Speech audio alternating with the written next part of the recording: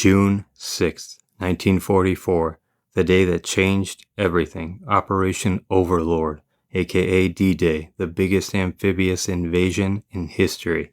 Thousands of soldiers crashing onto Nazi-occupied France, ready to rip the door open to liberate Europe. And Omaha Beach, the blood-soaked, hell-on-earth hotspot that tested courage like nothing else. So strap in, because this is D-Day like you've never heard it.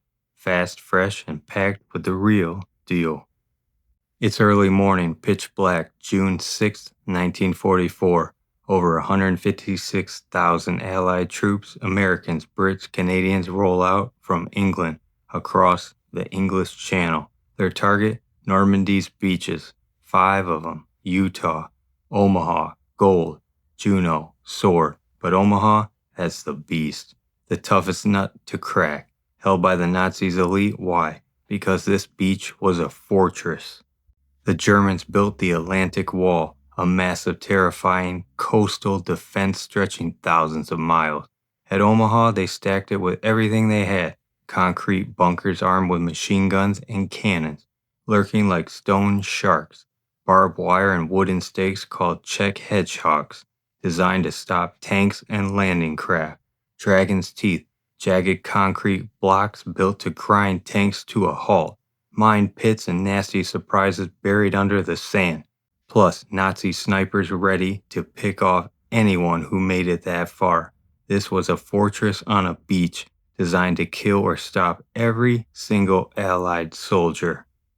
The Allies wanted to smash through these defenses, get their troops and tanks ashore, and then push inland fast. But Omaha was tricky.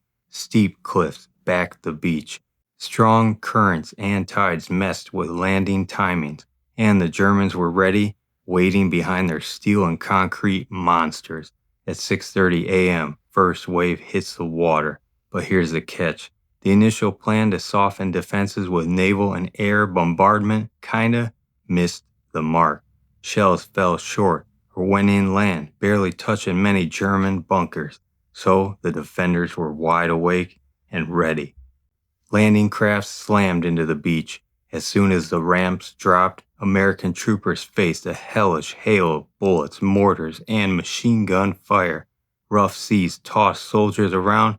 Many drowned before hitting sand. Barbed wire tangled men up like giant traps. Tanks got stuck on obstacles or blew up before reaching shore. It was pure carnage. Casualties were sky high in the first hour. Despite the nightmare, small groups of soldiers started to figure it out. They found gaps in the wire, even if tiny, and slipped through. Some climbed cliffs and bluffs to flank German positions. Brave soldiers rallied men to clear bunkers one by one. Engineers used Bangalore torpedoes to blast through barbed wire. Tanks eventually made it off the beach, though slow and vulnerable. Slowly but surely, the American soldiers took control of key positions, breaking the German grip. The Rangers' heroic assault on Point du Hoc, they scaled sheer cliffs under fire to destroy German artillery threatening the beaches. This mission was key to protecting the landings.